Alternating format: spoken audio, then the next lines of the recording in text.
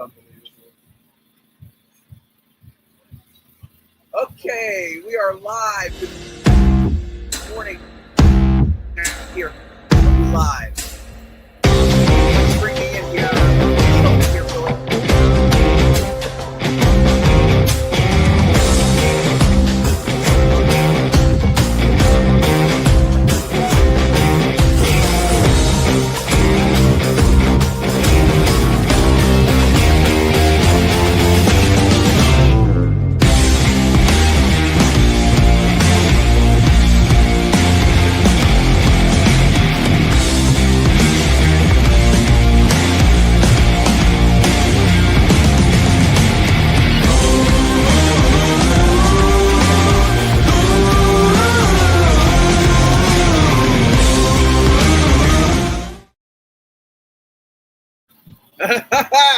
Well, hey, good morning, Pittsburgh and Steeler Nation. This is the effects of broadcasting live. You just never know what's going to happen. And we are live from the terrible tailgate here on Federal Street, Pittsburgh's North Shore, Acrisure Stadium, just in that direction over there. It is Steel City Sunday. And Bill Akins, better late than never, I guess, right? Where are you at, my good friend? Our producer, Bill Akins. Can you hear me? Yeah, absolutely I can. I just want to make sure that both these headsets are certainly in working order. 1 second here. Again, the perils of live broadcasting. Can you hear me, sir? I can hear you loud and clear, John. Can you hear me at all? Thumbs up. I can hear you. No? Yeah, can you hear I me can now? hear you. I can hear you. Anything coming through here, Bill? Gotcha. I can hear you. I can hear you. Let's see if that's working. Is that working at all? I can hear For some you. reason, we're not getting the other microphone. Can you hear me now? I'm just being brought down. Please. Weird stuff going on here. Let's see if that works. Now I lost Bill. I can hear you. Can you hear me? I got to put my phone over there. We're doing our best here, folks. It looks like we are live, but I don't know. I'm not 100% sure here right now. Let me just check this out. Everything was good earlier. Bill, you're completely frozen. I don't know if anybody can hear me or not, but I guess we're going to try this. How's that? Does this work? All the volume is down. It says it's muted. I don't know what's going on here.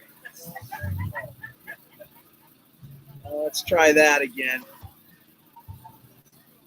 Hopefully you can hear this, Bill. Are we being seen? I guess it's a big question. John, you're good. Everybody can hear you. Live. I can see us. Let's see.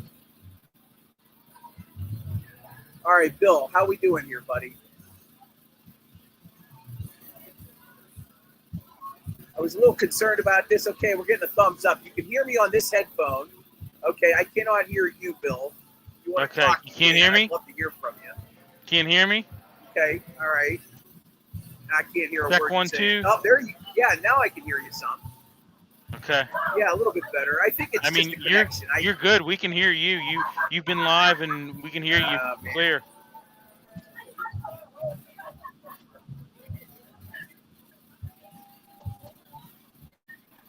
Oh, well, you do your best, folks. We're really trying to do our best here with the broadcast, but this may be a disaster waiting to happen. I hope so. Well, we want to bring you a great show today. We really had every intention of doing something spectacular today, and my concern is that we may not be able to. So, we're going to do our best to try to keep things moving along here this morning as I am getting some messages. Let's see here, Bill. Okay, well, at least I can be heard. Where the hell is this place? Oh, my God, Paul. Paul, this place is over on 334 Federal. Paul Zeiss lost. Let's see if we can get Paul to connect. There he is. Here, use that. I don't even know if you're going to be able to hear me, but we're going to do our best. We just got on the air. All right. All right, Paul Zeiss joining us. That's all right. I'll fix this out. Yeah, here what we're gonna do is this. I'm just gonna bring this up here. There we go. I'm just gonna bring this up here. How you doing, Paul? I'm good. Good to see you, man. I know, right?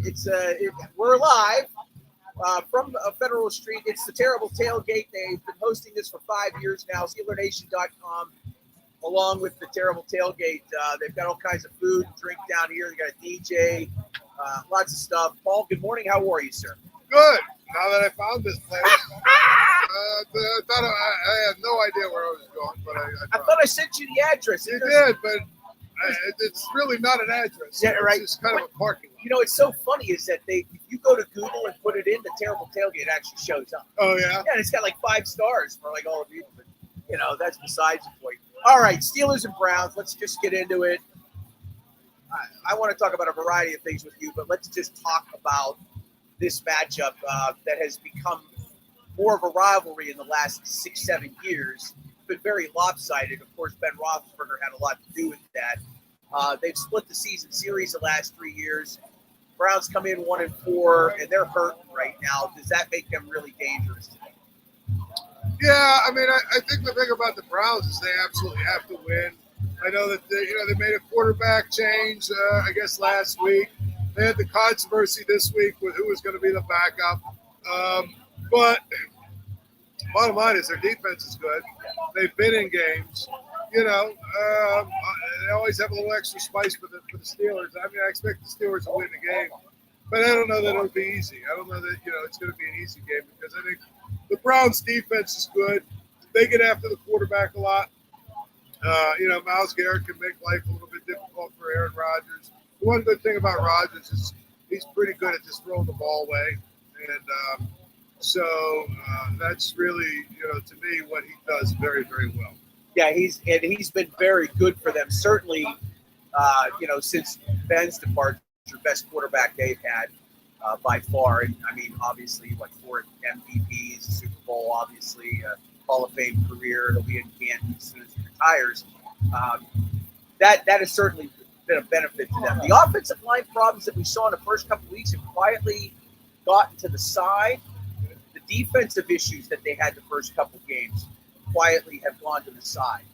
What do you think the difference has been? Was it his simplicity? Was it Nick Herbig? Was it Derek Harmon, their production, and then just a combination of just who they played? What do you think it was? Yeah, I mean, I think on the offensive side of the ball, the offensive line, they just progressively got a little bit better. I mean, basically, you have 4 guys on that side of the line who are, basically first or second year guys. And so you knew that they were going to get better and grow into their position and grow into what they're able to do.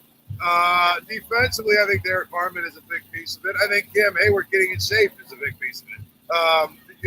They can say whatever they want to say, but riding a bike on the side is not the same as practicing. So him getting in shape has been a big factor.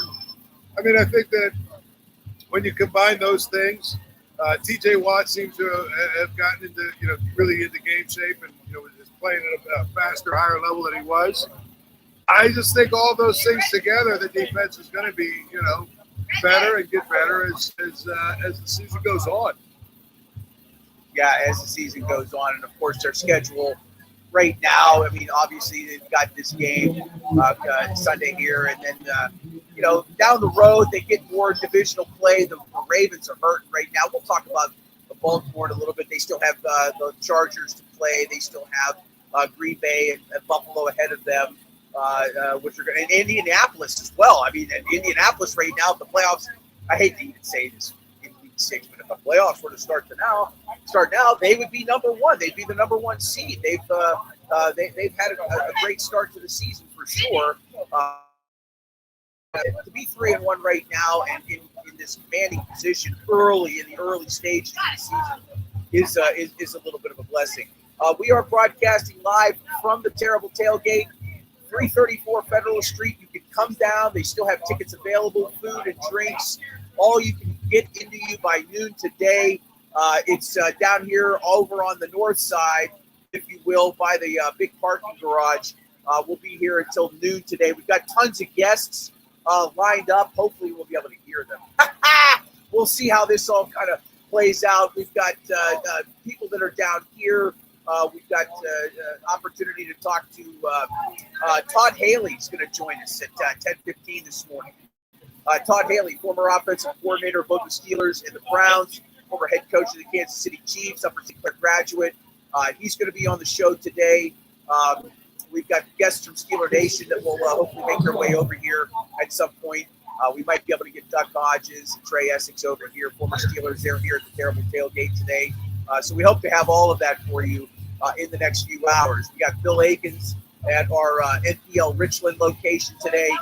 He'll be up there hanging out.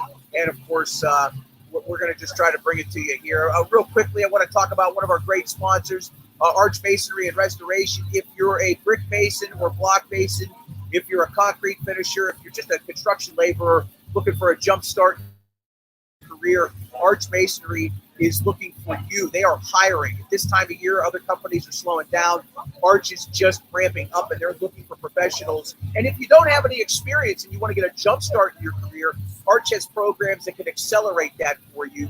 You can reach out to them at 412-564-5733 or visit them on the website, archmasoryinc.com.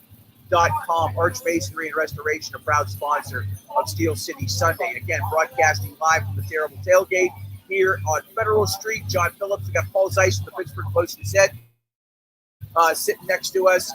He'll be heading off to, you're going to the game, I'm assuming, right? You'll be heading over there I am. with the team. Okay. I will be there, of course. Just out of curiosity, how much personnel does the Post-Gazette dispatch for a home? How many heads do you have over I there? think we have, if you count photographers, at least 8. Okay. All right. At least 8. Okay. Yeah, if you count photographers. Would you say that has increased or is the same from, say, 20 years ago? Probably the same. Probably the same. You know, I mean, the difference is now we probably only have 2 or 3 on the road, where we used to have 7 or 8 on the road. Is that right? Yeah. That's the news business. Yeah, right. Yeah, You right. know. Ever shrinking the budgets for sure. Right. Absolutely. All right. We got to get. I think Jalen Warren is back today for the Steelers. I believe so. He did play last week, or excuse me, 2 weeks ago when they were in Ireland against the Vikings. A little disappointing so far. Or is it? I was concerned about him being the RB1. I didn't like the fact that he was RB1 from day one because I thought he's not an RB1. I just thought he's a good change of pace, complimentary back, and I feel like with him coming off the bench with Najee Harris, it was sort of a good change of a look for the other team. But I don't know that he's a guy you want to give the ball to 25 times a game. He's a good football player from the standpoint of he makes plays. When you throw it to him every so often, he pops one when he runs it. But for the most part, he's a guy that's averaged under 4 yards a carry. I mean, no matter how you slice it, he's not been a guy that really merits running back. I thought what we saw last week was if the offensive line does their job, even a guy like Kenneth Gainwell can look like an all-world back. Yeah, Gainwell he's been productive for them all season. They need to continue doing what they're doing on the offensive line. Yeah, absolutely. That plays a big role. And again, when you're forcing turnovers like the defense has done, I think it's 8 over the last 2 games, that's going to take a little lighter load off of the offense. You establish – you cause turnovers, you give them shorter fields to get those points on the board, and you can certainly control tempo. I mean, it would be nice to see them pick up the running production for sure. I don't know if this is a team that will see consistent 300-yard passing games from Aaron Rodgers, and I don't think they want that, to be quite honest with you. That would tend to make you think that they're probably playing from behind if he was throwing for that kind of yardage. So, running the football would be pretty nice if they could certainly do that. And they're going to face what is effectively the best run defense in the league. Well, I mean, I think, obviously the thing about running the football that it does for them is it gives them the ability to really extra protect Aaron Rodgers. And I really believe early in the season like this, the worst thing you can have is him taking as many hits as he took the first couple of weeks. Yeah. He's old. By the end of the season, he gets beat up. He's in a place where his body breaks down, and now he's not nearly as effective as he is. You know what I'm saying? Right. So at the end of the day, if you think about it, he's a guy who you want to protect at all costs. One of the easiest ways to protect him is run the football. Right. And I think that the Steelers, that's sort of their philosophy this year, is run the football as much as they can run the football. Control the game as much as they can control the game. And also allow Aaron Rodgers to do his play action passes and all that stuff without fear of getting hit.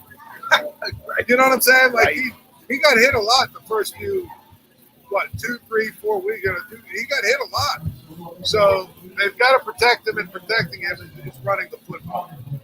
Yeah, no question about it. I hope everybody's able to hear this. I know Paul's coming through pretty good. We're working on some of the other sound issues that I may be having right now. We're getting some feedback from the Cracker Jack staff that I employ here at Steel City Sunday, trying to pull up another laptop and see if we can get another laptop going. Maybe we can bring some more sound into this. I'm not really sure. Hey, we're on a shoestring budget here right now. I'm just trying to figure out. What are we doing with this? What's this? Oh, geez. Why is my wife calling me? Liz, please. Thank you. What is this? What are we doing with this now? I don't know. I'm going to probably fire this up just so I can have something to work from.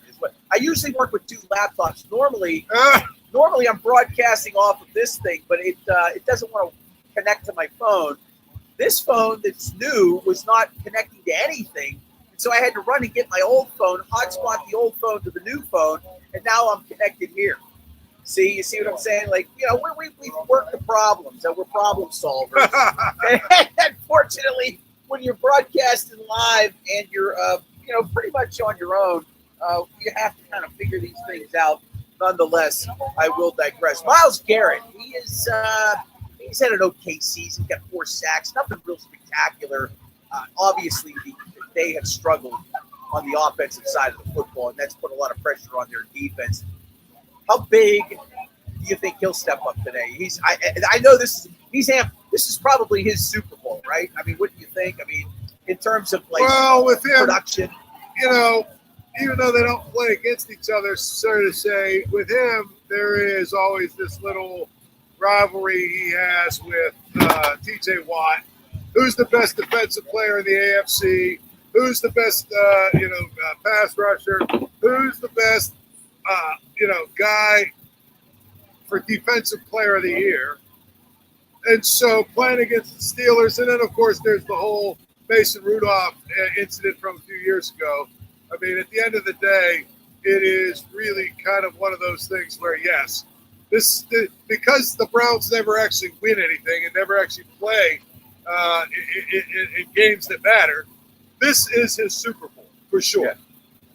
Okay. Yeah, it is his Super Bowl, no question.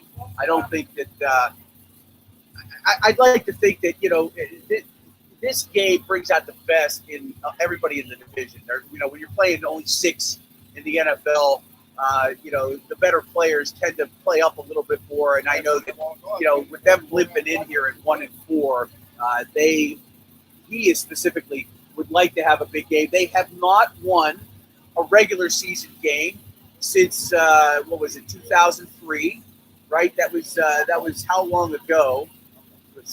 22 years ago. Do you know when the last time it was that the Browns swept a regular season series? Oh, wow. Probably in the 90s, right? I looked this up. 1988. Wow. 1988 was the last time the Browns swept a regular season series against the Steelers.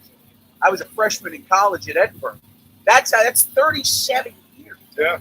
That's an amazing number. I can't believe that. It's sort of like the St. Louis Cardinals mastery of the Pirates in the division. Right? Yeah, it's like since 98 or 97, I think the Pirates have finished ahead of the Cardinals once in the standings, which is almost impossible to do, but it's very similar. That's a great That's Honestly, a great point. It absolutely is a great. That's a great analogy, is what I should say. Interesting to a comparison. You're right. The Steelers or the Pirates have been dominated by that franchise for decades, and it has been. And again, this goes back to the drafting of Ben Roethlisberger. Sounds like we've got our audio issues fixed. Thank you very much, Bill, back at our NPL Richland location. He'll pop in here at some point. Hopefully, we can chat with him for a few minutes. They have been they've been aggressive at times in the offseason. Have the Steelers, I think, in terms of free agency this year. I don't know if that. Maybe again, yes. I guess the Jalen Ramsey trade was, I think, fairly aggressive for a franchise that has, been a steady Eddie status quo. Hey, we don't fire coaches. We keep things the way they are. They bring in Aaron Rodgers, obviously. I wouldn't say splash, given that the fact that it's at the end of his career, but it's certainly a glitzy offseason acquisition. Certainly trumps the Russ Wilson, move from last year that they made, and it certainly has played off well for them. They get their entire complement of starters back on defense today for the first time this season. Everybody that they had projected to be their starter is now back for this week. How quickly can they find chemistry and keep this momentum? Well, I think that leaves a very important question, and that is, do you start Nick Herbig or do you start Alex Highsmith? And the bottom line with that is Nick Herbig has been more productive, obviously. So you're taking him out of the lineup, you might lose something.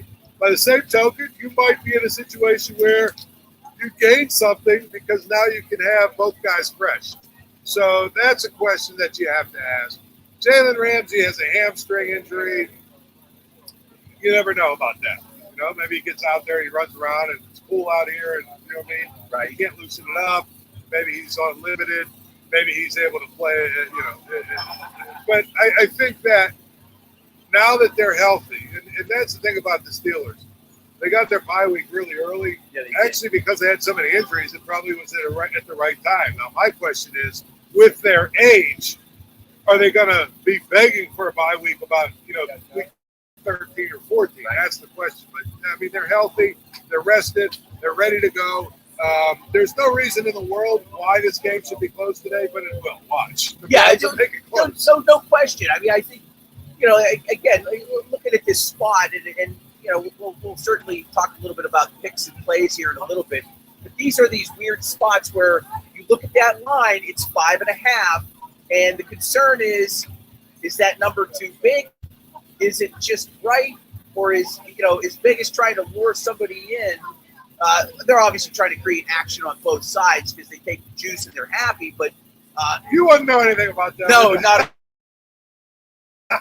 Once again, missing yet another parlay last night by one leg. It's so disgusting. Let me guess, it was Oregon. No, it was not. I had Indiana. Oh, okay. I had Indiana. I had your alma mater last night too. The leg was UNLV. Temple. I had Temple. It was. I don't know. We're coming back, baby. Temple coming back. Second best program in the state of Pennsylvania, right? We might be we might be the best right now. Although now Pitt's got a new quarterback. Who knows? Yeah, but I'm just saying. I'd advocate for that series to be brought back before the Penn State game. Pitt should play Temple every year. I agree. I think that would be a great series for both schools every single year. All right, we'll talk college football somewhere else.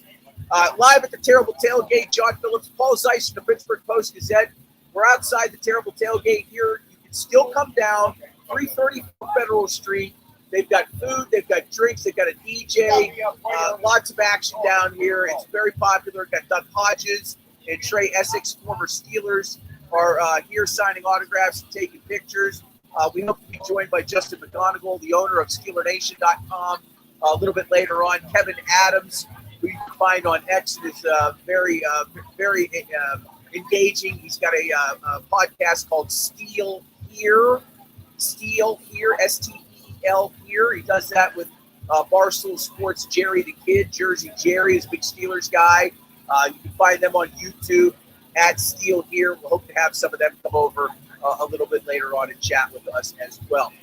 Let's get into, let's see here. We talked a little bit about, let's talk a little bit about the improvement of play from TJ Watt in the last few weeks. He's gotten kind of loose, had an interception in the game in Ireland against Minnesota, starting to get free in some capacity. I would imagine that has something to do with the play of Nick Irving in weeks 3 and 4 for them. A little bit. You mean what? Yeah, about TJ. Yeah, right. Yeah, what? I mean, I think, like I said, it feels like he's just starting to really get a little looser and get into the situation. You know what I mean? I think he's getting better. I think he's getting in a place where he's starting to find his rhythm, and when he does, that changes everything. It changes everything about what they do because he's a one-man wrecking crew that the other teams all have to account for. You know. And when he's not, when he's invisible like he was his first couple of weeks, they're a different team. So to me, I just feel like it's always interesting to see the difference between when he's playing well and when he's not playing well. Yeah, TJ, big component to all of this, certainly. And again, that front seven, they've got to do better at stopping the run, no question. But he's been improved. There's no question about it. Been improved. And that has been a big part, I think, in part, why this team has ended up being 3-1. And again, the schedule is the schedule. You've got to play who you're facing every single week. It doesn't matter how good they are. It doesn't matter, if they're undefeated or if they're just an also ran. Everybody's got a chance in the NFL from week to week. And look, a good start. Better than I thought. I think better than most. I'm not really sure if anybody could have dreamed that they would get out to this bit of a lead. And again, just looking at the standings in the AFC North, the Steelers are 3-1, Cincinnati 2-3, so they've got a game and a half lead right now on their division rivals, and then of course sitting below them is both Baltimore and Cleveland. Let's talk about the Baltimore Ravens. No Lamar Jackson again today. I just saw, they're like 10-point underdogs. Yeah, they are. They're at Rams. home.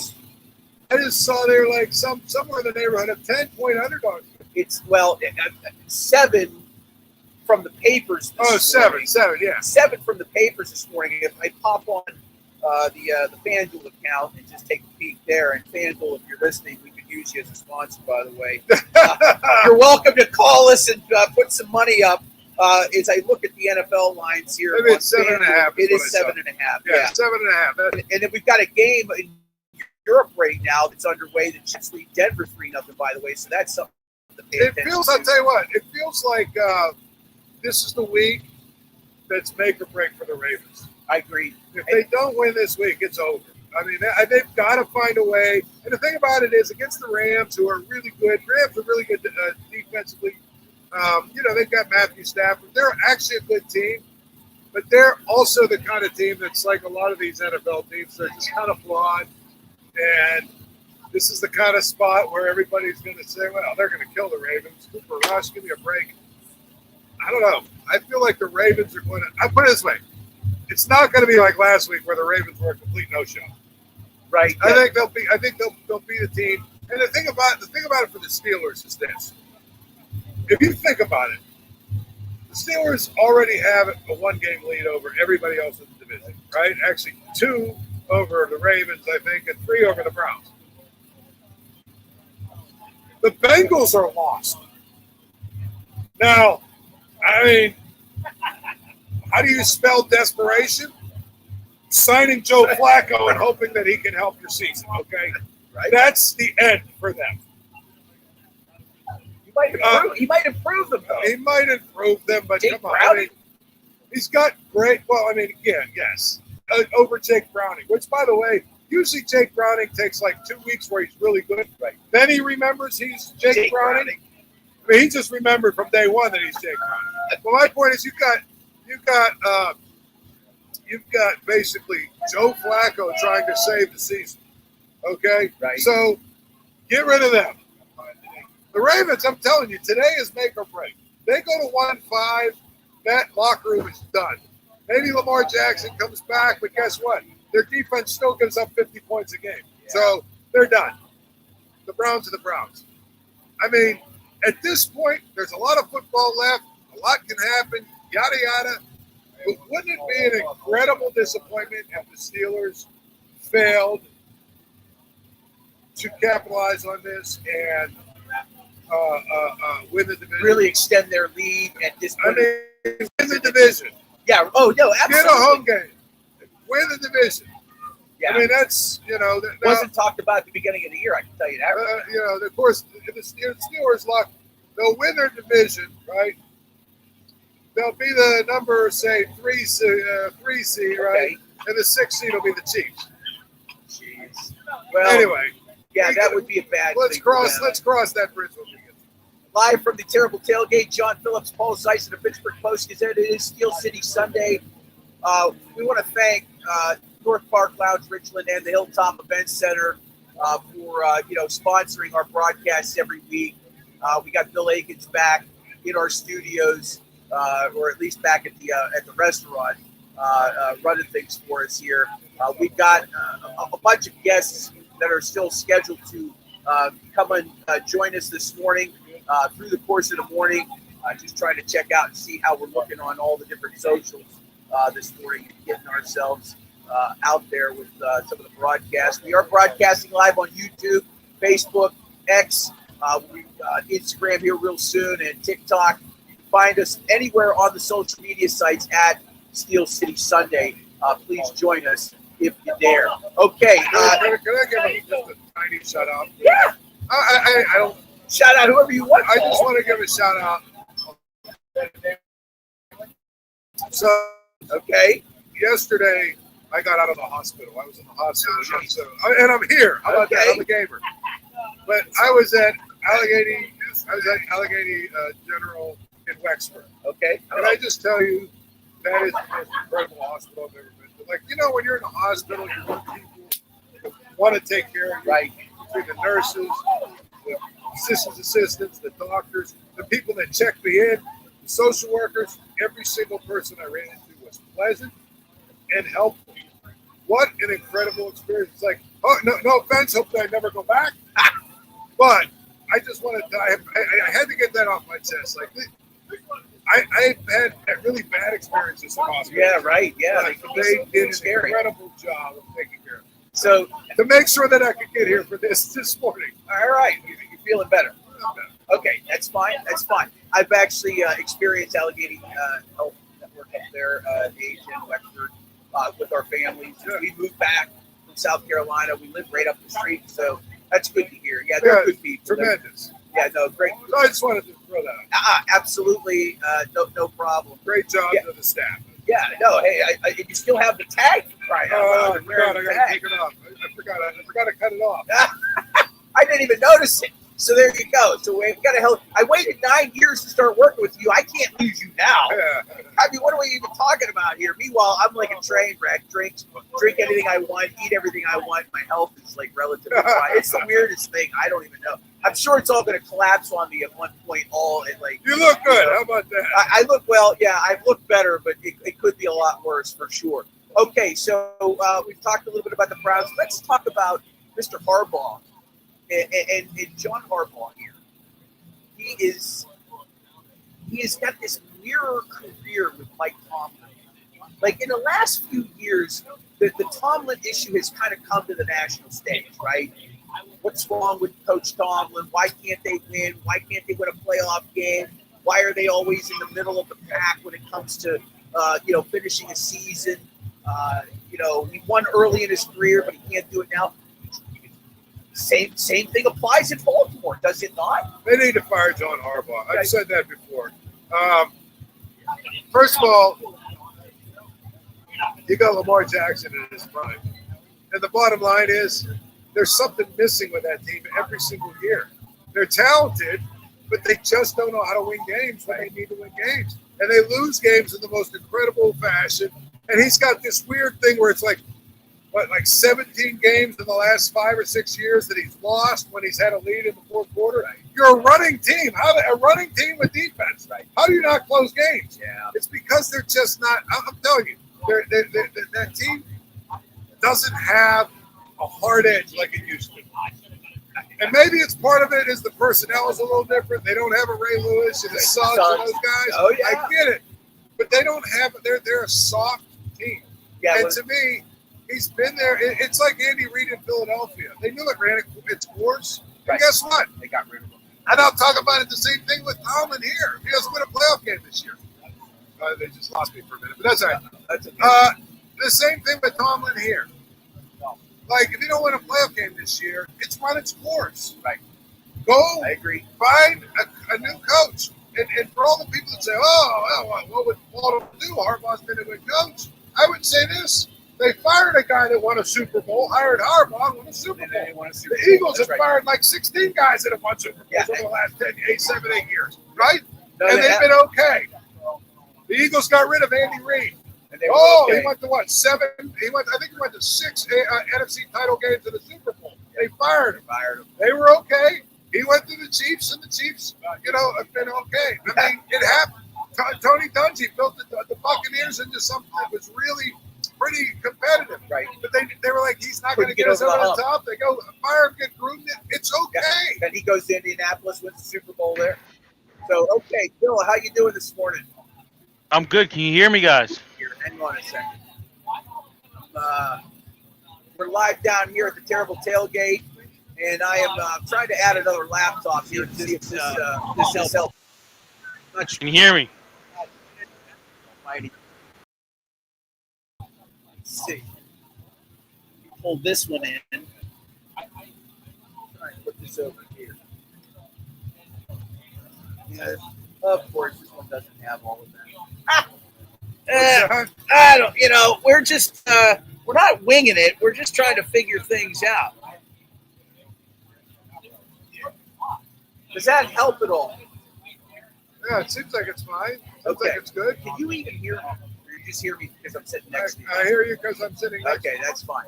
Well, hey, we're learning on the fly is the way I look at it. And, it's okay. I'm going to keep you here for just a couple more minutes, and I'm going to let you get on with your morning.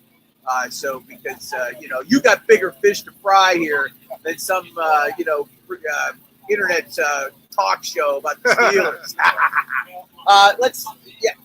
And by the way, just to follow up on the Harbaugh thing and the edge that you're talking about, their whole season was that first game against Buffalo, and they went up there and they literally grabbed them by the throat. They were up by 20 points, and just let it they couldn't finish. Like you said, they just couldn't finish. They've had a couple games like that where they couldn't finish, and as a result, they they're in the situation where you're at. Yeah. They blew their first 2 games actually. Yeah. So if you win those 2 games, you lose Lamar Jackson. It's not quite as critical. Right. They lost them, so now every game is critical for them. It really set the tone, I think, for their season. Absolutely. Yeah, it really set the tone for their season. Here's the thing though: teams fall, and some teams rise. Like, I'm starting to think Jacksonville might be good. I know they play with an edge, and they've got a good defense. I'm starting to buy Danny Dimes in Indianapolis a little bit. Those are 2 teams at the beginning of the season we didn't talk about. I still don't think we've heard the last from the Texans. I think they'll figure it out and start playing better. So, I think the Chargers, their offensive line is just decimated, but the Chargers are going to be reasonably good. Denver, I think, is reasonably good. So, new teams come in, the Bills and the Chiefs, and, who knows? Isn't it fair to say, though, the quarterback position in the NFL is the hardest one to develop and get that consistent long-term play that you need? That's why everybody falls all over themselves for them. Yeah, right. Well, but even still. You need it. It's the most important position on the road. It is, and there's only a handful of generationals that you're going to see over the course of a 5 or 10 year period of time. The lone exception is Jalen Hurts, but here's the thing about him. He fits exactly what they do. He's a big part of that offense. He's not a great passer. You know what I mean? Right. He's good enough. Yeah. But it's such good personnel around him. Yeah. Right? They do. And they play to his strengths. So that's but they found their quarterback that fits what they want to do and fits their team. Meanwhile, if you watch social media and you watch these guys who cover the team, they can't. There's some sort of rift maybe there between A.J. Brown, maybe, and the quarterback. And because they're receivers. Yeah, they want to catch the ball. Yeah, they want to catch the ball. And they run the ball. And his problem is deep throws downfield, no question. 20-plus yards, he has been. But again, they've got this guy in the backfield named Barkley, who you might want to give the ball to. So since you brought up Philadelphia, let's talk about the tush push. Everybody's flipping out over this thing, right? They can't. Oh, they rated 4 times in a row, and this is terrible. It's on primetime television. I don't want to watch this. I'm like, shut up. Yeah. They used to run the wedge formation. You ever hear that? It's a football play, Paul. But it's just they need to start officiating it. Right. Because they false start every time. They do. As long as they call a false start, as long as they're not false starting, I don't care what they do. Right. But they false start every time, which makes it, to me, an illegal play. You can't pull it off unless you false start. For the most part. Okay. You need those guys getting in there early. You know what I'm saying? Well, then the league's got to get that thing down. Exactly. That's the referee thing. Stand there on the line, and as soon as you see the guys lunging forward, because that's what they do, they lunge forward to undercut the defense, and then they just push forward. I mean, I guess I would have to. I would think going back. Now they've been running this play for 4 seasons. Yeah. I think it would be interesting if somebody could go back. I don't have the ability, but somebody should go back and get every tush push that's been run to see how many times motion should have been called. I know there was at least 2 of them in this game on Thursday night that were clearly evident. Seeing some sort of movement on that offensive line going. I would agree with that. If they called the motion penalties, it might slow them down from running it more often.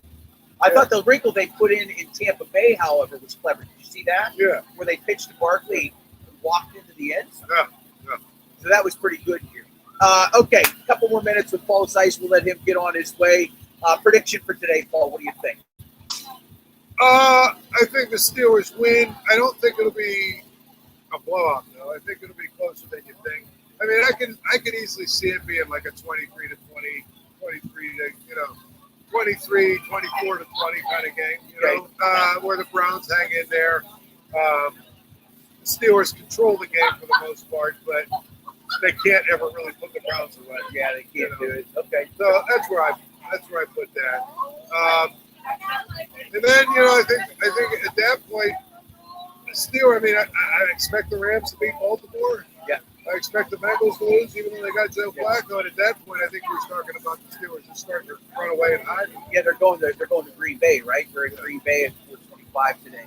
By the way, if Flacco manages to deliver victory against the Packers, it'll be the first time since I think it was 1963 that a quarterback beat the same team while leading 2 different teams. Right, exactly. That would probably be pretty amazing. All right, hey, glad to see you're in better health. Okay? Good You're a trooper. I'm a trooper. I appreciate that. We'll do it again next week. Yes, absolutely. Right. Thursday. We'll do it again Thursday. We'll do it again. It's Thursday night game. Yeah, I think so. Yeah, all right. We'll do it then. All right, Paul. Thank Enjoy. you. All right, Paul Zeiss, Pittsburgh Post. You said thanks, buddy. I appreciate it. We'll see you, man. All right, Paul's checking out. I'm going to pop in on this headset here, and I hope we can bring in Bill Akins and see if Bill can pop in here for a few moments and say hello to me this morning. Bill, I got my phone is. I had a point about Baltimore. I cannot hear you, Bill. I think it has something to do with the fact that the laptop I'm using is 8 years old. Because the brand new laptop, for whatever reason, won't connect. And I'm going to try to fix this while we're doing the show. Folks, if you're still hanging in with us, thank you. I can't say thanks enough. We are efforting every opportunity here to try to do different things. We're just 5 shows in, and it's a work in progress. This certainly was not easy. We were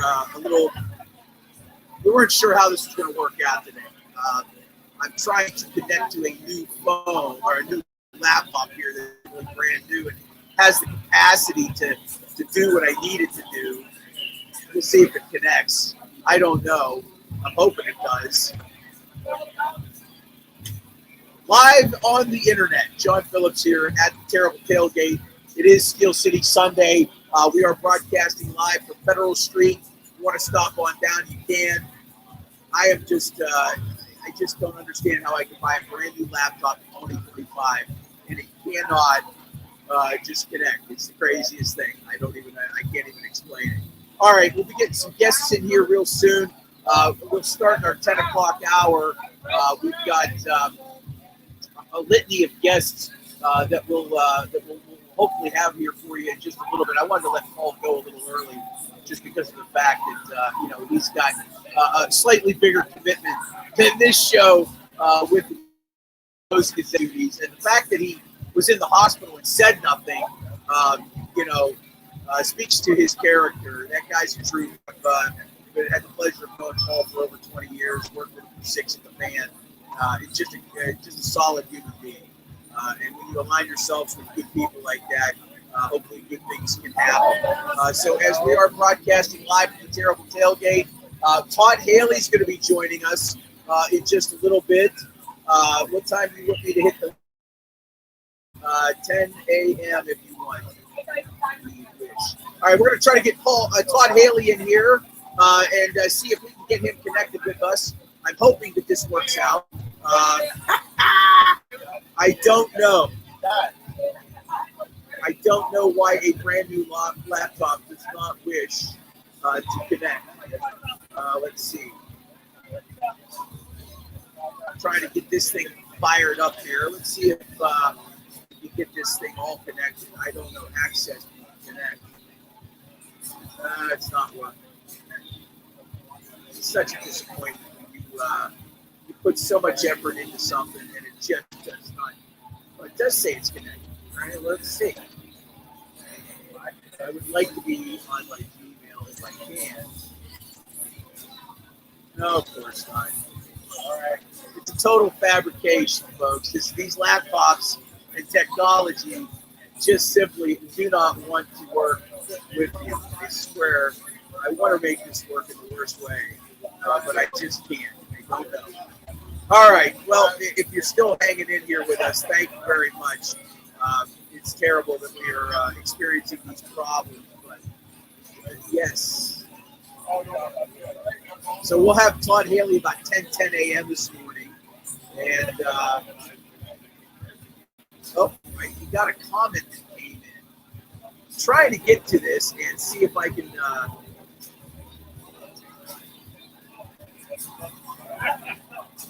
This might be the only remote we do this year.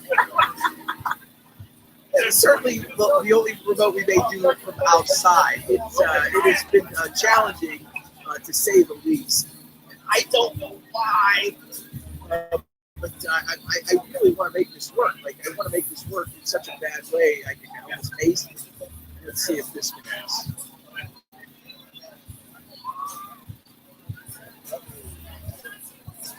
Literally a laptop that's like 3 weeks old. That's plenty of RAM. We've been using it at the at NPL Richland in the Hilltop Event Center. It just doesn't seem to want to connect. Got a mind of its own. Yeah, I don't know. That's Bluetooth audio. None of this is connected. I'm doing my best here. We got Tyrone Kenton saying game day via X, I believe. All right, thank you for checking in, Tyrone. We appreciate you reaching out to us and giving us a little hello. Looks like Liz Golden has sent us a message via our YouTube channel. So we're trying to pull that all up here as well. Again, trying to broadcast live, and it's not been a very good day for us this morning here, but we're trying our best. I want to extend a thank you to Justin at SteelerNation.com. Maybe we're just not capable of getting this done the way we wanted to, but regardless, we appreciate you making us part of the game coverage. We'll have Todd Hale hopefully in about 10 minutes time. once we get Todd on about 10:10, and if for some reason there are issues with that, Bill, you can pop in there and talk to him, but hopefully he'll be able to hear me with.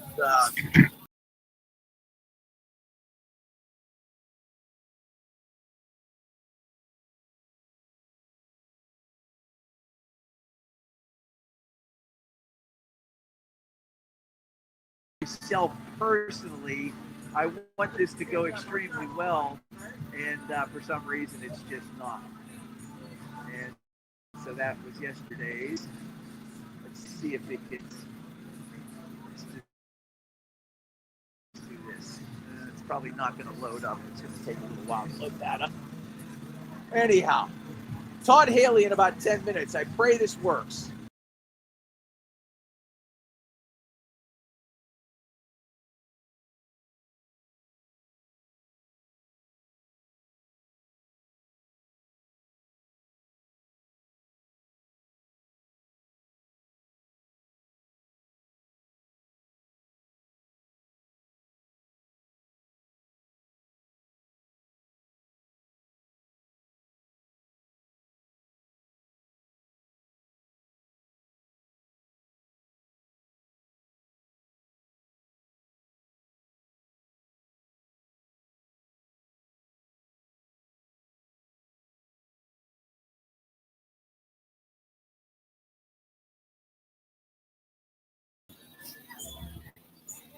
Hopefully we're back. Can you, I think I'm back in now, Bill. Am I back in? Let's see. You're back. All right. I think we are testing the depths of what I can actually do on the bandwidth of this phone, or maybe this phone. I'm not sure which one this is actually operating on. Bill, do you want to try to pop in here for a moment? See if we can get you in here and I can hear you. Can you hear me, John? I can hear you just great. Awesome. Just great. Stay there. I'll see. Let's try it again. Talk to me. All right. Can you hear me? I can hear you. Check 1, 2. Can you hear me, John? Hear you on this headset. Cannot hear me. So I'm going to have to use this one. Okay. We may not be able to use two headsets, but were you able to hear me with Paul? Is it my question? Yes. I've been able to hear you the entire time. Okay.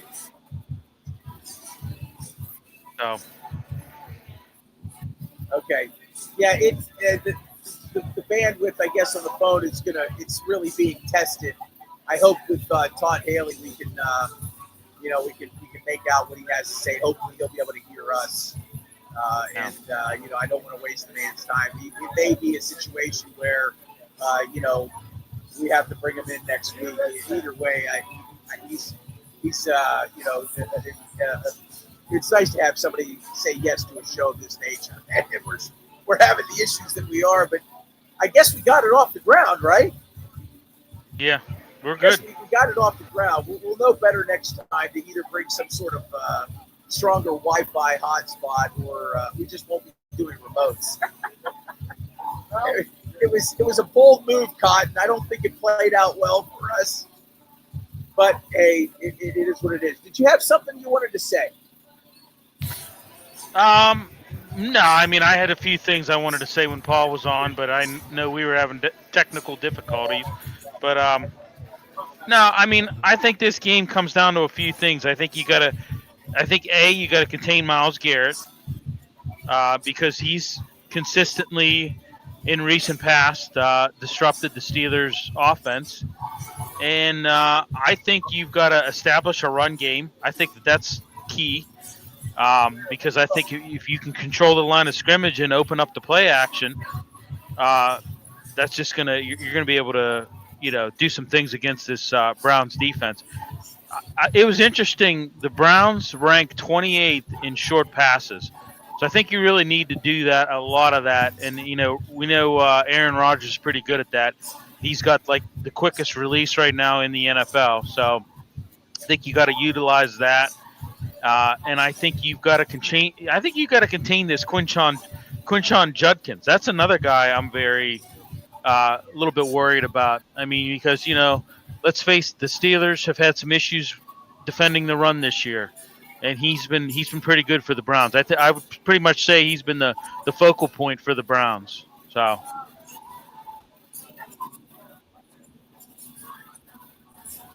Can you hear me, John? Well, look, Garrett, and as I had mentioned I can.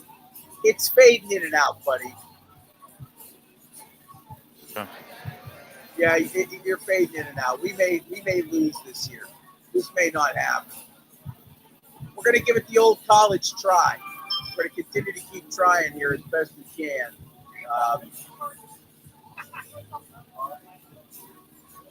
I really wanted this to work, folks. I wanted this to work in the worst way. But we may be done at 11. I don't know just yet. We'll see. If we have issues, we're just gonna have to work through them the best we can. We will have a post-game show that will work, I promise you.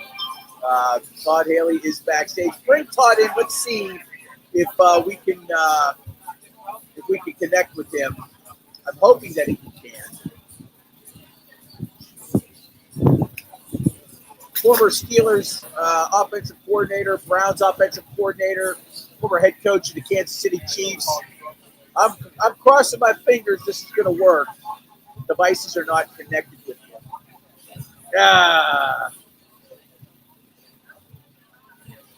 We are on remote, and this may. Okay, so we've got issues on Todd's side.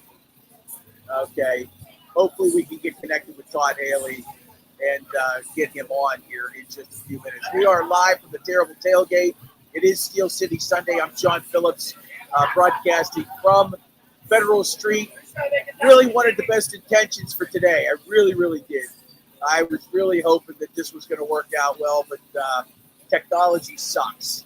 I'm just going to say that right now. When you can't get a good internet connection, it is the devil. Okay, let's see if we can bring Todd Haley in now, and we cross our fingers. Todd, I'm live on Federal Street. We are battling all kinds of issues here, but hopefully you can hear us, sir. I can hear you. Can you hear me?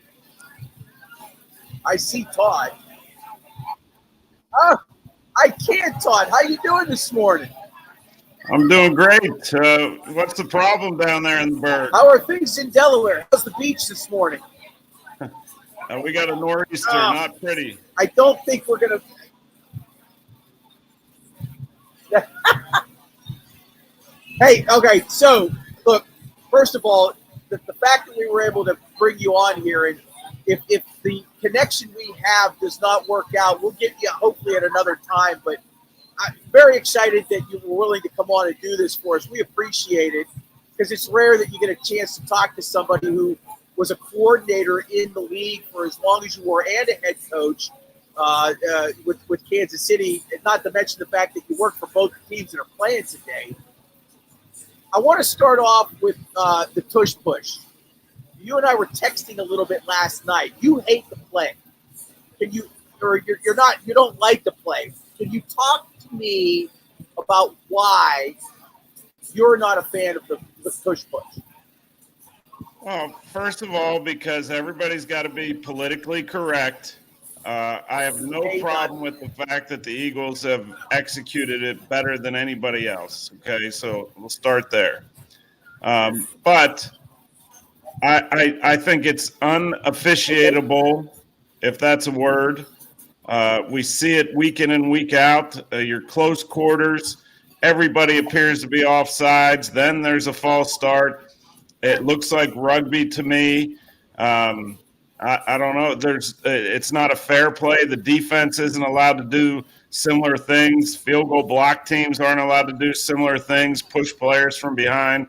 I just don't like the play. I think the NFL When they wrote the original rules, they put in there no pushing or pulling of players because rugby was the sport of the world at that time, and they wanted it to be separated from rugby.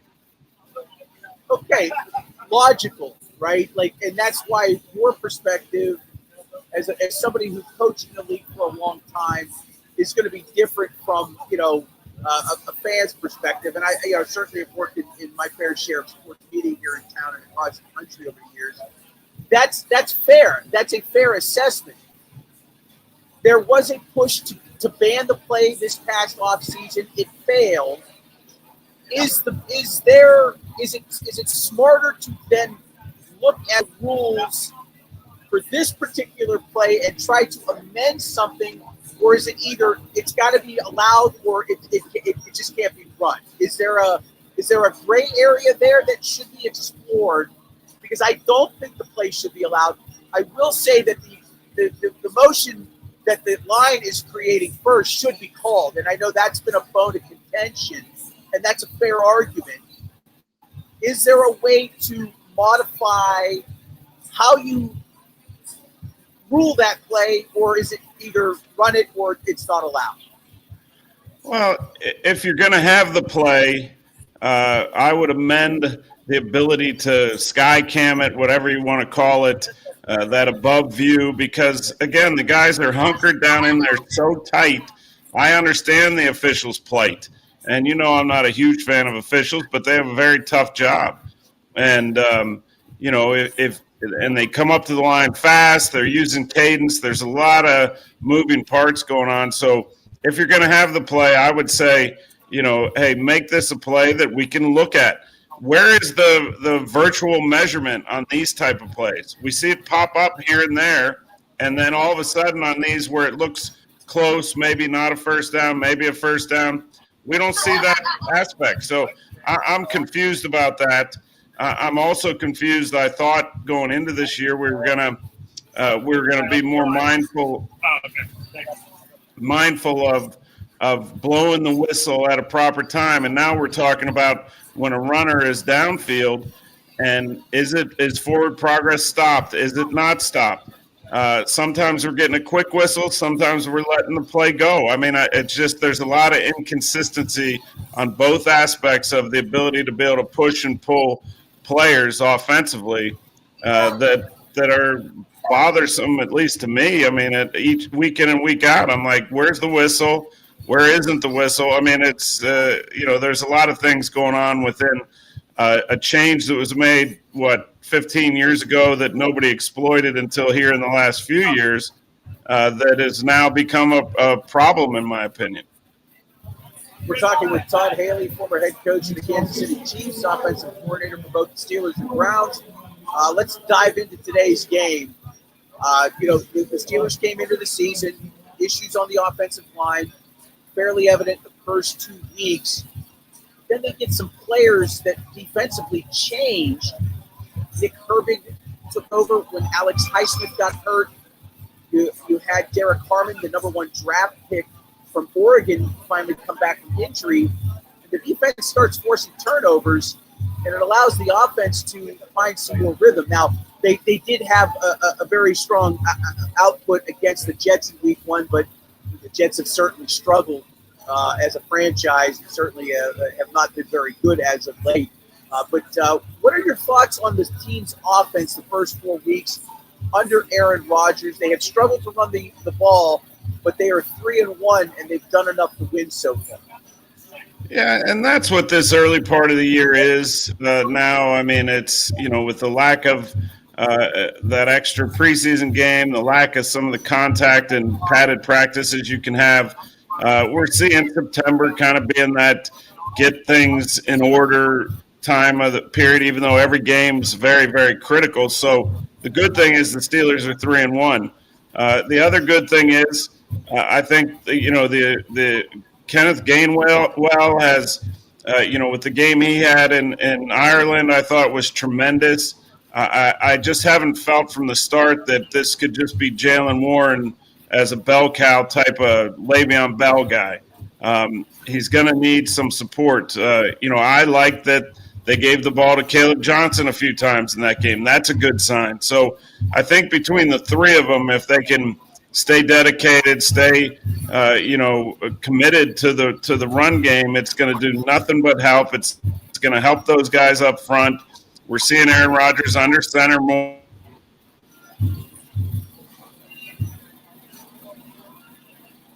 I don't care whether it's Gainwell, Warren, or Johnson. Offensive linemen, they love it. It gives them a great comfort level because the game's being played downhill instead of sideways. By the way, Todd Haley can be heard on Sirius XM's NFL Radio. I believe your show is Saturday, 5 to 8 p.m.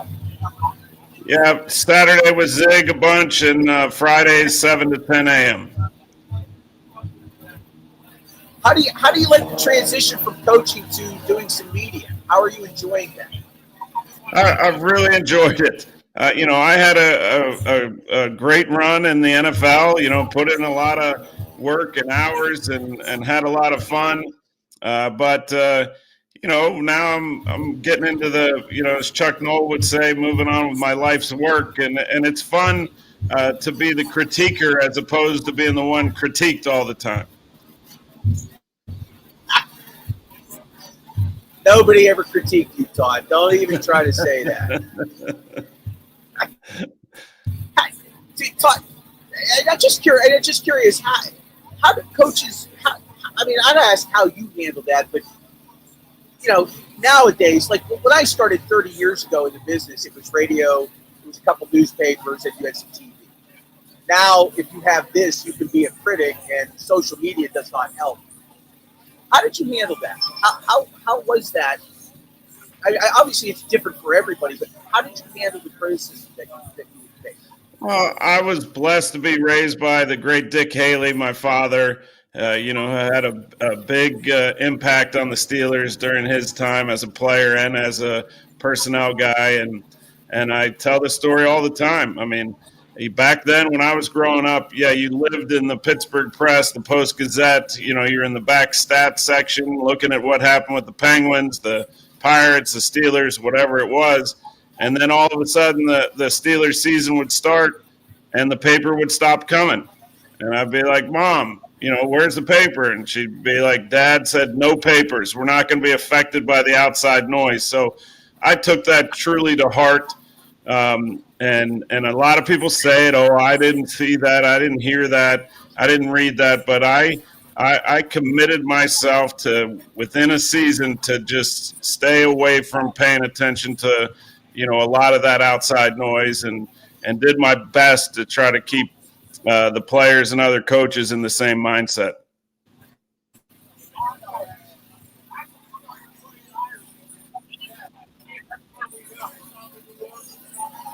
Let's talk a little bit about Aaron Rodgers. Obviously, on the back end of his career, this is could be his last season. I mean, we'll see how things play out. Best quarterback they've clearly had since Ben retired. How much impact has he had that you think has led to this 3-1 record? I think a huge impact. This guy can still throw it. Yes, there's going to be some limitations in helping the offensive line when they break down because he just can't move like he used to. And not that he was ever a scrambler, but, I see a little of that deterioration, which is completely understandable, with where he is in his career. But what he does at the line of scrimmage, we've been stealing from him for years, me as an offensive coordinator, trying to figure out how he handles the cadence, some of the double counts, all the different things he does. And we had great success with it in Pittsburgh with Ben. But he's so good at the line of scrimmage. He's so good in and out of the huddle, and he can still throw it. I love seeing that there's now a connection with DK. I think that's big. Want to see the tight ends continue to get involved. But, they're making the playoffs and going above 500 with average play at quarterback. Going into this year, there wasn't a bone in my body that felt like that Aaron Rodgers wasn't worth a game and a half, 2 games more if the defense was able to play in the manner that we think they can. And that's why I'm encouraged, because I thought last week was real signs of life for the defense. They've been opportunistic, but they started to tighten down on the run defense, and that's what's going to be critical. But, beat up in the secondary. I'm not sure Joey Porter's Jr. Status, but I hope that he's back today. That would be a big get back for him, because I think he's a heck of a player. A couple more minutes here with Todd Haley, former head coach of the Kansas City Chiefs, offensive coordinator for both the Steelers and the Browns. You can hear him on Sirius XM's NFL radio on weekends. And the Cardinals when I lost to your Steelers. I'm sorry. I did want to go over I didn't mention Upper St. Clair, by the way. I wanted to get to that as well, but I haven't mentioned that. But yeah, no, you've got to listen. Solid career. I mean, to come out of Western Pennsylvania and to be able to forge a path for yourself. Not easy being second generation. About your father and his lineage, but he certainly provided you I guess a good training ground for what was later your life's work. No, I'm blessed. I mean, to grow up in that '70s Steelers era and be a tiny part of it as a towel boy, then water boy, then ball boy, all the way through high school, and be around some of the greats of all time. My father always said, you have an advantage, Todd. And I'm like, why? And he goes, because everybody throws the word great around, but you saw greatness every single day out there in Latrobe or in Three Rivers, wherever it was. I mean, and I think that's very true. I mean, people, he's a great player. No, Mel Blount was a great player. I mean, there's a separation there. So, to grow up in that atmosphere, I love Pittsburgh. We just were watching, my son and I were watching the Penguins last night, and they show the shot of Point Park. I get chills. I'm excited. It's just I'm always rooting for the Steelers. And, obviously today with the Browns coming in, it's been a house of horrors for the Browns coming to Hines. I hope the Steelers are able to keep that going. One last question for you, and this was the one that I've been wanting to ask for a long time. And the fact that I get you here is pretty amazing. I've been watching football for a long time, right? I'm 55. But in the last 15 years, I've noticed that when teams get into third and short, and I'm talking a yard or less, and fourth and short, they want to run a gap to a back who's 5 yards behind the line to gain. And more often than not, 80%, baby, they can't get it. What's the fascination with that type of and again, my head explodes. What's the fascination with trying to run a gap instead of just taking the quarterback and just trying to jam him, all the tush push, if you will? I mean, the Steelers went away from it with Ben in the back half of his career, and I never liked that. What is the drive behind that? I see it all too often, and it does not work in a lot of the cases. Well, that sneak stuff was a big thing, when I was in Pittsburgh. There's quarterbacks. What I'll say is there's quarterbacks that love it. There's quarterbacks that hate it. There's also quarterbacks that are really good at it, and there's quarterbacks that just aren't so good at it. One of the best quarterback sneakers, now it wasn't always in that 3rd and 1 or 4th and 1 situation, was Tom Brady. You wouldn't think he'd be a great quarterback sneak guy, but he had a great feel and understanding of it. So, if your head blows off when you're watching the NFL with the quarterback under center in the back in the home position, what do you do when you're watching college football and it's 4th and 1 and they're in the gun? That's what makes my head truly blow off. But you got to have compliments. You got to be able to have some pin and pull, toss, crack type things. But, it's close quarters, and then you got to have the guts to throw the football some in those situations off of play action. So, it's a lot of things. You could look at the Giants last week. Cam Scatterbo. I mean, just give it to that guy. He appears he's going to get a yard most of the time. So you got to take everything into account. Who are those guys you're dealing with up front across the line?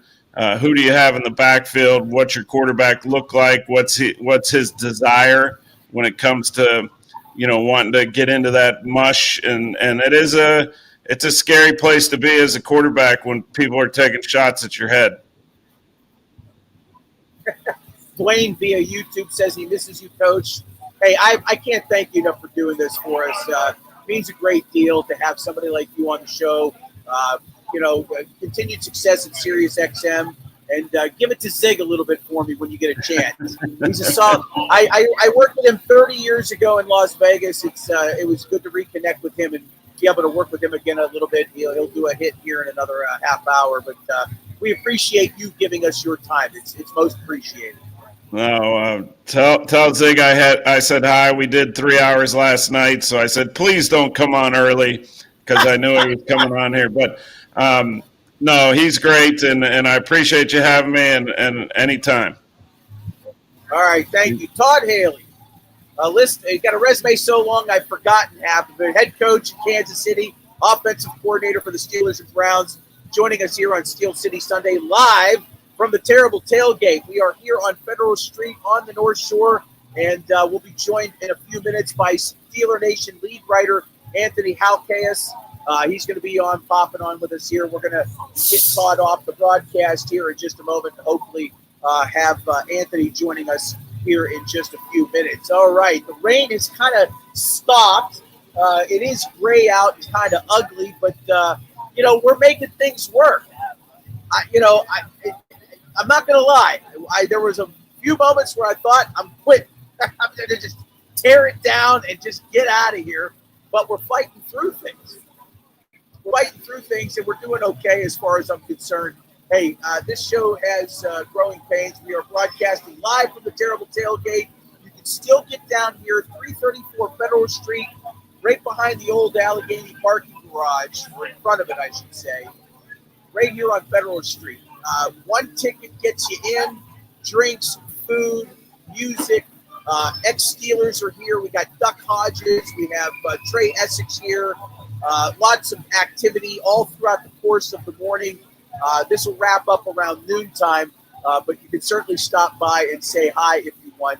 We are here, and hopefully we'll have Anthony on here in just a few minutes for our AFC North War Room segment. Steelers Nation lead writer Anthony Halkeas II. He is a writer for SteelerNation.com and West Virginia graduate, class of 25. So he's getting off to a good start in his broadcasting and media career. Anthony is backstage. Let's get him on. Hey, what's up? There he is. What's happening? Oh, not much. I wasn't sure if we were going to get on the air or not, young man, but we're fighting through it, and we appreciate you coming on board. I want to make sure I am pronouncing your last name right. It's Halkeas. Halkeas, yeah. Halkeas. Halkeas. Okay. Yeah. All right. Yeah. Excellent. Okay. So Steelers and Browns today.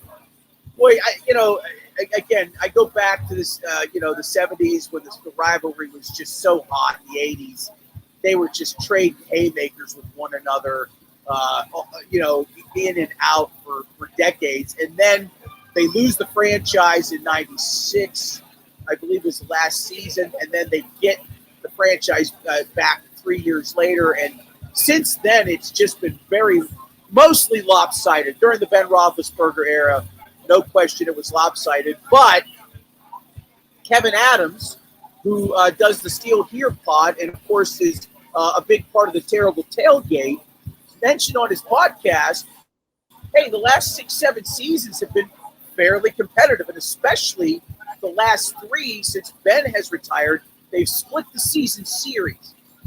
Get your thoughts on where the rivalry is right now. You feel like that competitive nature is back between the two, that this is a bloodthirsty rivalry again? Well, I think ever since that playoff loss, it changed the nature for Steelers fans, because no matter how dominant the rivalry was up until that point, that loss, being down 28-0 at the end of the first to the Browns at home, that loss I think stings above all things. And I think it's actually made Steelers fans think the rivalry has been maybe more competitive than it has been. And Kevin brought up a good point. I do think they don't feel like little brother anymore. They don't feel like actually when I see the stats, when I see Mike Tomlin's stats over the Browns over I think it was 21-0 or some crazy stat at home, aside from that playoff game, it shocks me. So I see what Kevin's saying. I definitely think it's not little brother anymore, though. They're a formidable football team. They scare me today, even though, we're heavy favorites. Well, let's talk about that. What exactly is concerning to you first and foremost?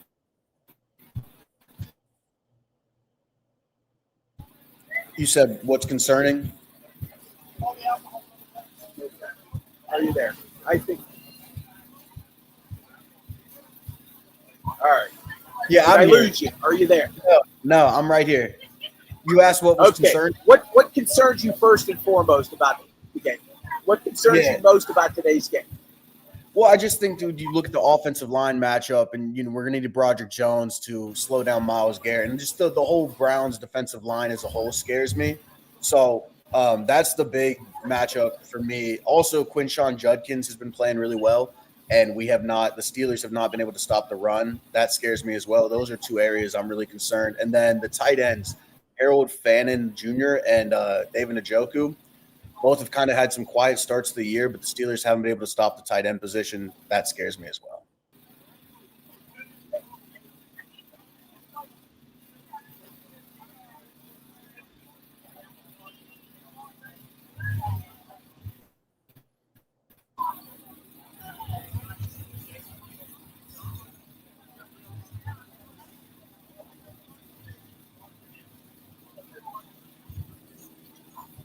Bill, how we doing here? Is my connection may not be the strongest in the world right now. And I think that's the problem I'm facing. Is Bill, how we doing over here, buddy? I just don't think I have the strength from the hotspot. Can you hear me? Can you hear me, guys? Yeah, I can hear you now. Okay. I don't think you can hear Anthony for some reason. Yeah, I may have to go from my phone for the remainder of this. Yeah. Anthony, say something. I think it's just, for whatever reason, I'm just not getting enough strength from the phone to catch everything. Anthony, let Anthony talk real quick and see if you can hear him now. Yo. All right, there we go. All right, we're good. All right, Anthony, this remote thing, in my head, it sounded great until I got here and we got all these problems. Normally, we're pretty smooth. Normally, things are pretty smooth. What do you think about Dylan Gabriel today? What do you expect from him? Well, John, real quick, sometimes adversity strikes, but we strike back. Dylan Gabriel, I'm very interested in what he's going to do today. I was shocked to see him last week against Brian Flores' defense on foreign soil. I thought he did well. He completed, I think, 50% of his passes, so it wasn't the prettiest game, most efficient, but he looked well. It's 2 touchdowns, almost 200 yards passing. I'm not expecting him to have a good game today. I think the Steelers defense, they're starving for a breakout game. They've had turnovers and all that, but the yardage they've given up is just too much, and I think they're really hungry to, at home, against a division opponent, a rookie quarterback, suffocate him. The days of Dick LeBeau being here and suffocating rookie quarterbacks are long gone, but I'm hopeful and confident that today we can stifle Dylan Gabriel. I think he's going to throw a couple interceptions, have a bad game. Well, the fact that the Steelers get their all of their starters back that they had projected when the preseason began is certainly a good sign for the black and gold. Nick Herbig He's not going to start. Alex Highsmith is back. How do you see that playing out? Well, I think they got the full arsenal now. It's never a bad problem to have more. So all three of them, it's going to be good. It's going to help them tremendously to have Highsmith back. It sucks because Highsmith's such an incredible player. I feel like he's just not able to stay healthy. So if he can stay healthy, you have Herbig rolling in there. I think Tara Austin said he wants to give Herbig more opportunity. Obviously, Mike Tomlin and them know that every time he's on the field, he's a splash play machine. So just get him more opportunity, get him more in the game. He's making plays all over the field. Getting Highsmith back will be big. Hopefully, TJ can get some sacks today. Yeah, it'd be nice to see TJ run. He's on. Anthony Halkias is our guest. He is a lead writer for SteelerNation.com. West Virginia graduate. You just graduated. Yeah, a couple years ago. 22. You just graduated. Okay. How do you like? Okay. How do you like working for Justin? How do you like the vibe of what he's? I wrote for him in 2022 when I was living in South Carolina. He's really created a juggernaut of a website, 30 million page views or more. This terrible tailgate. It's a website that people certainly come visit quite a bit for Steelers news. Yeah, it's awesome. I growing up, I used to do all this for fun. So to be able to do it as a job now is a really cool thing. And like Justin, the Steelers per se, a lot of people in journalism, they don't get to do the team they don't get to cover the team they're a fan of. So it's been kind of interesting sometimes waking up and just covering the Steelers or, watching stuff about the Steelers, just my team, but also it being work. I love it. Yeah.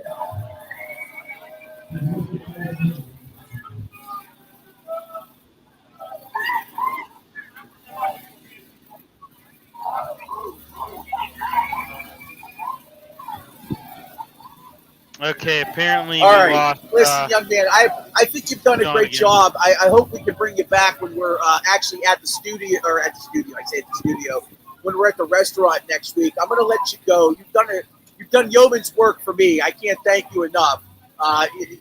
Technical issues are just a little hard to fight through sometimes, unfortunately. But you can give your Twitter handle or your X handle if you don't mind. Let people know where they can find you, please.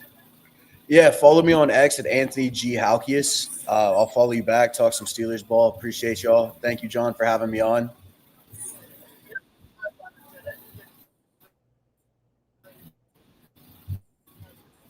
Thanks, Anthony. Appreciate it.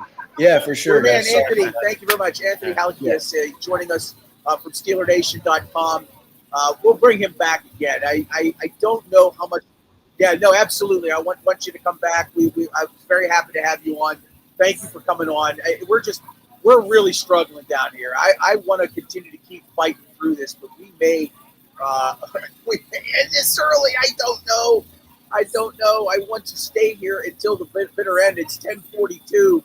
I think we have coming up next. We're supposed to have Mike Austin.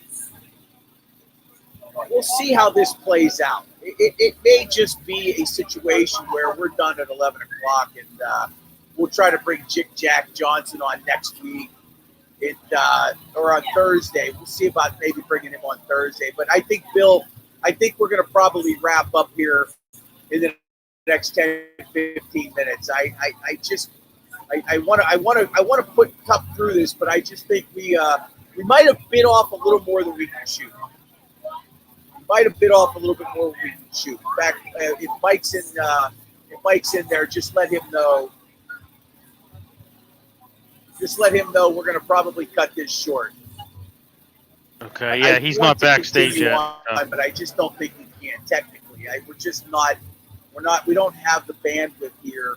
I really believe me.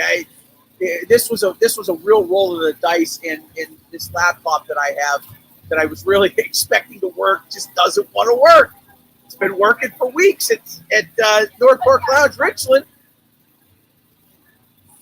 I'm using a laptop that's a little bit older, and it just doesn't have the capacity. So we gave it our best, and our best wasn't good enough. All right. We will have a live post game from North Park Lounge, Richland. And again, I want to thank Archmasonry Restoration for sponsoring the broadcast this week, as they have every week. We're just not able to deliver, and that's the part that's the worst part. And bring Mike on for 2 seconds. I mean, we'll just throw him on here. Why not? What's going on, John? What's wrong? Sorry, Mike.